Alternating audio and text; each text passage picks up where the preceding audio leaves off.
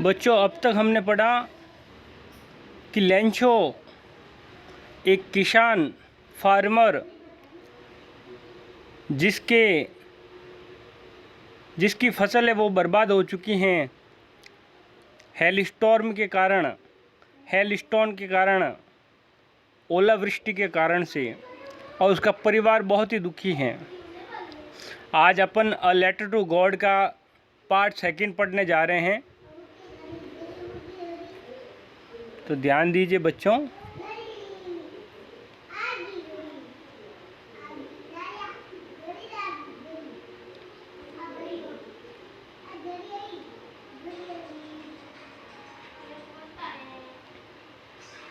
तो यहाँ से बर्ड से शुरू कर रहा हूँ।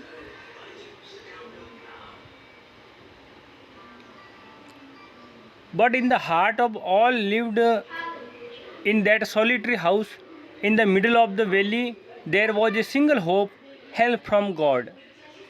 तो इसमें बताया गया है कि जो भी हार्ट हैं, हार्ट का मतलब हृदय, सॉलिटरी हाउस का मतलब एकांत घर, मतलब वहाँ पर उस घाटी के बीच में केवल एक ही घर है, इसलिए यहाँ पर सॉलिटरी शब्द का प्रयोग हुआ है। तो जितने भी दिल थे, दिल, हार्ट का मतलब यहाँ पर जो लोग रह रहे हैं, लेंचो का जो परिवार है, उसके लिए ये शब्द आया हुआ है। तो वहाँ पर केवल एक सिंगल होप है, एक मात्र जो उम्मीद की किरण है, वो है हेल्प फ्रॉम गॉड, गॉड से मदद पाना। यही केवल एक आशा शेष बची हैं।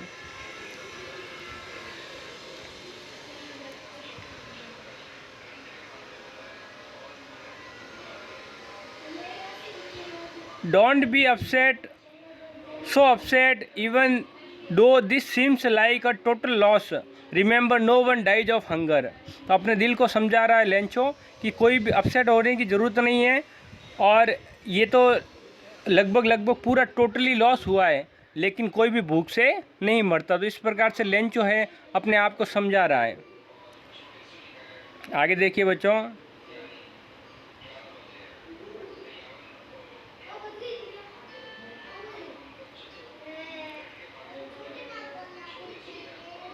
That what they say, no one dies of hunger।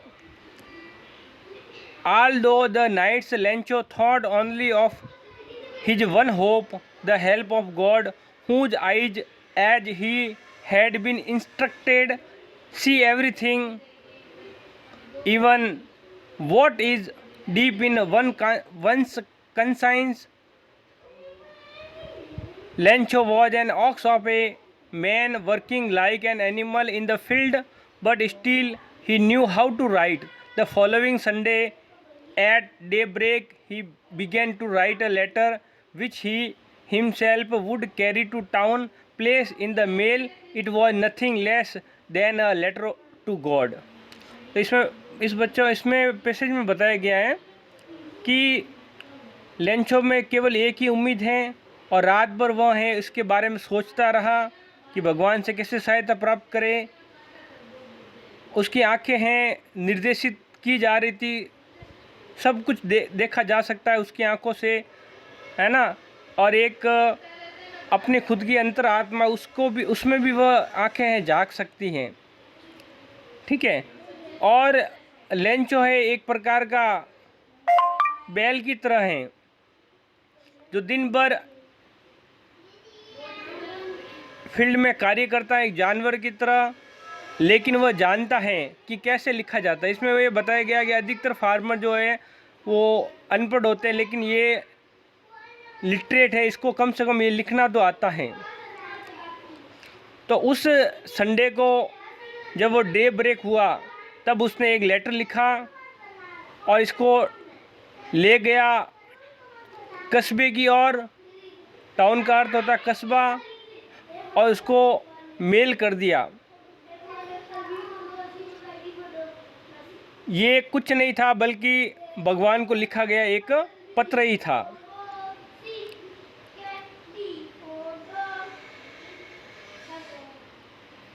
अब देखते बच्चों इस पत्र में क्या लिखा है। उस पत्र में लिखा गया, God he wrote, "If you don't help me, my family and I will go hungry with this year. I need 100 pesos in order to sow my field again and to live until the crop comes because the hailstorm storm." तो उसने पूरी कहानी लिख दी कि भाई आप अगर हमारी सहायता नहीं करेंगे तो इस वर्ष हमें भूखे ही मरना पड़ेगा पूरा परिवार सहित, और मुझे कम से कम 100 पेसोज की ज़रूरत है। पेसोज एक मुद्रा है, करेंसी है लेटिन अमेरिका के अंदर, तो अमेरिका का ही ये स्टोरी है, इसलिए पेसो शब्द आया हुआ है।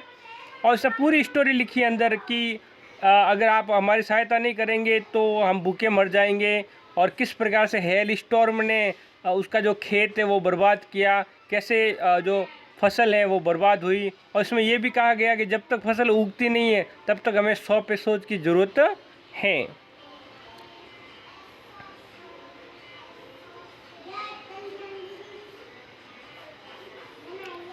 He wrote to God on the envelope, और लिफाफे के ऊपर लिख दिया टू गॉड। देखिए टू शब्द का प्रयोग लिफाफे के ऊपर किसी सेंडर का एड्रेस, मतलब जिसको भेजा जा रहा है उसका एड्रेस है वो लिखा जाता है, मतलब जिसको रिसीव होगा उसका एड्रेस लिखा जाता है। Put the letter inside and still troubled, और उसके अंदर लेटर, उस एनवेलॉप के अंदर वो जो लेटर है वो डाल देता है, और अभी भी थोड़ा परेशान है। टाउन जाता है और पोस्ट ऑफिस में जाकर के उसके ऊपर एक स्टाम्प टिकट लगाता है और मेल बॉक्स में है ड्रॉप कर देता है। आगे की कहानी देखते हैं, ये लेटर जा पाता है भगवान के, गॉड के पास में या नहीं, वो अपन देखते हैं।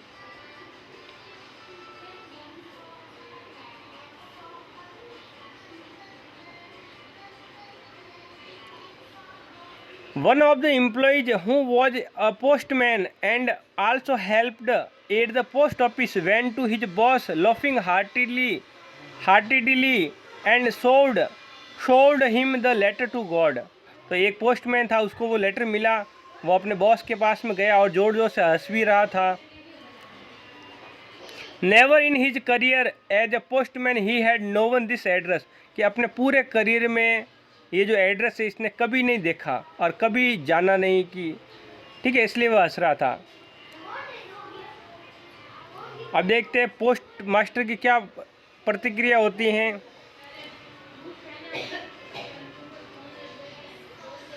पोस्ट मास्टर अ फेट एमिएबल, फेट का मतलब थोड़ा मोटा सा होता है, एमिएबल का मतलब मैत्री स्वभाव वाला, जो दोस्ताना स्वभाव रखता है उसको बोलते हैं एमिएबल। तो ऐसा वो व्यक्ति था। तो एमिएबल फेलो था। आल्सो ब्रोक आउट लाफिंग, वो भी हंसने लगा।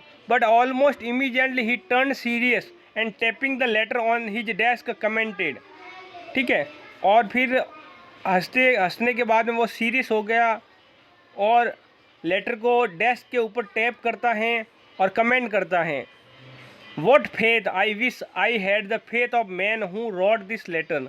उसने कहा कितना दृढ़ विश्वास है, अगर काश मेरे पास भी ऐसा दृढ़ विश्वास होता तो मैं भी ज़रूर ये लेटर गॉड को लिखता। Starting up A correspondence with God, तो वो कह रहा है काश मैं भी गॉड के साथ में है कॉरेस्पॉन्डेंस करता, संवाद स्थापित करता। कॉरेस्पॉन्डेंस का मतलब संवाद। तो यहाँ पर देखिए पीछे एक्सक्लेमेशन मार्क है, इसका मतलब वह अचंभे से बात कर रहा है।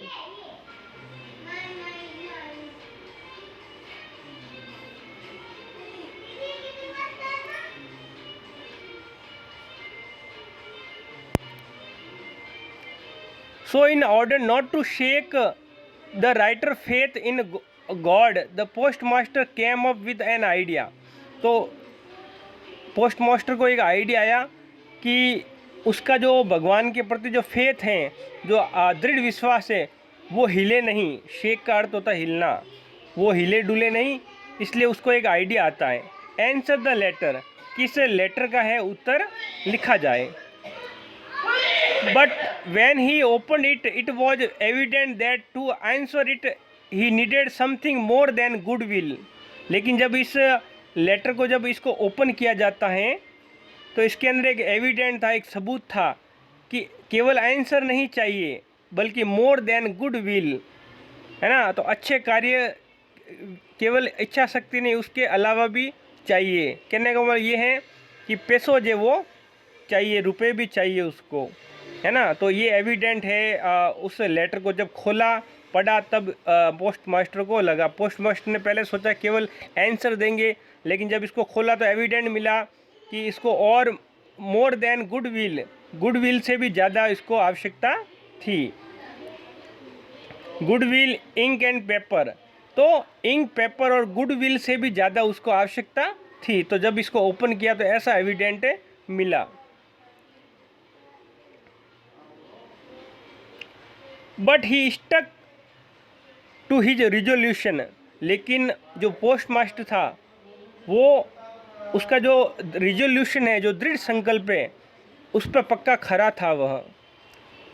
ही asked for money from his employ, तो उसके जो एम्प्लॉय हैं उनसे है मनी है वो मांगी। He himself give part of his salary, और उसने भी अपने सैलरी का जो भाग है थोड़ा वो दिया। Several friends of his were obliged to give something for an act of charity, और उसके जो अन्य जो मित्र थे पोस्ट मास्टर के, वो भी कृतज्ञ थे to give something for an act of charity. तो ये जो एक्ट ऑफ चैरिटी का मतलब ये जो अच्छा कार्य है, दान का जो कार्य है, इसमें उसके दोस्तों को जो पार्टिसिपेट किया उसके लिए वो ऑब्लाइज्ड थे, कृतज्ञ थे।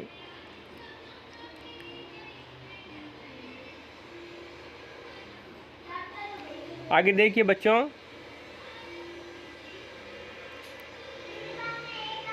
It was impossible for him to gather together the 100 pesos, तो ये असंभव था पोस्ट मास्टर के लिए। कि हिम शब्द यहाँ पर पोस्ट मास्टर के लिए आया हुआ है। तो गैदर करना, गैदर का मतलब कलेक्ट करना, मतलब 100 पेसोज को गैदर करना, ये बहुत इम्पॉसिबल था। So he was able to send the farmer only a little more than half, तो इसलिए थोड़ा सा, आधे से थोड़ा ज़्यादा है उस किसान को वो पैसा है भेज देता है। कौन? Postmaster. He put the money in an envelope address to Lencho and with it a letter containing only single word as a signature God. ठीक है, तो उसके अंदर मनी है वो हाफ से थोड़ी ज़्यादा होती है, वो उसके अंदर डाल देता है और लेंचो का एड्रेस लिख देता है, और नीचे केवल एक साइन, गॉड का साइन करता है, मतलब सिग्नेचर किया जाता है गॉड का, कि भाई पैसे भेजने वाला कौन है? गॉड। तो इस प्रकार से वहाँ कॉरेस्पॉन्डेंस का प्रयास कर रहा है, और उसका जो फेथ है, जो दृढ़ विश्वास है गॉड के प्रति, वो हिले डुले नहीं, शेकिंग ना हो, इसलिए वह केवल गॉड शब्द है वो सिग्नेचर करता है। बच्चों, आज का टॉपिक समाप्त हुआ। अब ये कॉम्प्रहेंशन जो चेक है वो आपने कितना समझा है वो इस बात का है। फर्स्ट क्वेश्चन है, what did Lencho have faith in, what did he do. तो यहाँ पर पूछा गया है कि लेंचो को फेथ किस में थी, विश्वास किस में था। तो आपको पता है कि Lencho have faith in God. तो लेंचो, इसका आंसर क्या होगा बच्चों? Lencho have faith in God. What did he do, उसने क्या किया? तो he wrote a letter to God. इसका पहले का ये आंसर हो जाएगा। सेकंड का, हु रीड द लेटर, तो लेटर कौन पढ़ता है? तो postmaster read the letter. What did postmaster do then, फिर जब लेटर पढ़ता है तो क्या करता है? तो पोस्ट मास्टर क्या करता है? Write a letter to Lencho using signature only God and also put some rupees या पेसोज। ठीक है, तो बच्चों आज का ये सेकंड पार्ट समाप्त हुआ। आप ज़रूर फीडबैक दें, क्या पढ़ा है आपने, क्या नहीं पढ़ा, उसके कमेंट ज़रूर करें, फीडबैक ज़रूर दें, और किस प्रकार से लेसन को और रिफॉर्म किया जा सकता है वो बताइए। ठीक है, और अगर आप चाहते हो कि मैं डायरेक्ट मेथड का यूज़ करूं तो डायरेक्ट मेथड का भी यूज करूं, उसके लिए कमेंट ज़रूर करें। अभी ये जो मेथड चल रहा है ये बाइलिंगुअल मेथड है, द्विभाषी मेथड है, जिसमें ट्रांसलेशन मेथड का मैं प्रयोग कर रहा हूँ। ठीक है, थैंक यू।